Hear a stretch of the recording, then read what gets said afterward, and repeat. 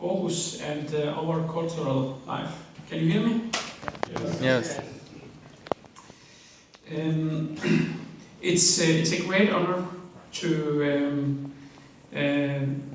for me to present Aarhus for people like you, clever, nerded people, as IT nerded people, as I also know you are, but you are doing a great work, and I will come back to what its open source means for us in Aarhus. And please feel free to interrupt if there's any question or don't understand what I'm saying. I'll try to make my voice also clear. We are gathered here today to open LibreOffice conference. But as I told, I will try to say some few words about Aarhus and the development in Aarhus.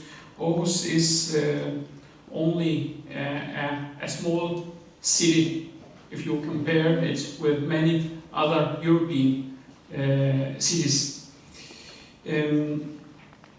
But we are, even of the second largest city in Denmark.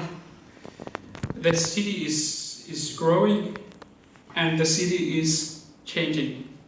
I don't know if some of you have been here in Aarhus before. Yeah, many of you. Maybe you already see the big development in this part of the city, in the harbor. The nearest recent few years has been a very big development. From being a city in Europe, we are working very hard to becoming a European city. Aarhus has about 325 inhabitants, and we expect to grow more than 10% by 2020.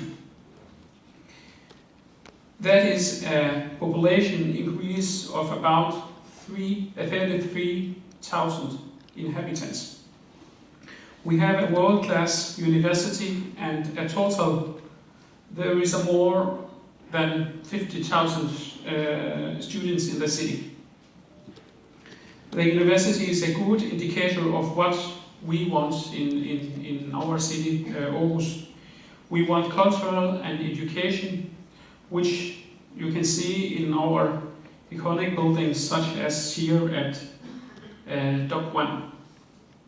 I hope that you had the possibility to look around and see the building. The establishment of the University of Aarhus in 1928 gave the city a very good boost. The university also attracted several other educational institutions to the city. But the university is not standalone. In the past years, Aarhus has gained new world-class cultural institutions.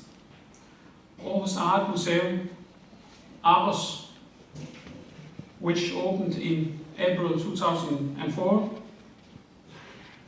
The world-famous artist Alfred Eliasson has created the rainbow on the roof called your Rainbow Panorama. I don't know if you have been visiting that place. If you're not, I would suggest you do it.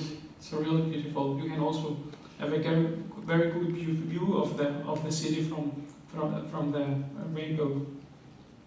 In 2011, we opened a cultural production center for literature, visual art and stage art at Godsbanen. The fantastic new Moscow Museum opened last autumn. And this summer we opened this building, Dock 1. So you can just imagine in a few years so many things has been happening in this city. It tells about the development that has been in this city. This library is the most advanced library in Europe, actually, if not in the entire world. The new main library is indeed a new kind of library. You can take a look around yourself and see how it is. The library is not longer a place where you can borrow books. The new role of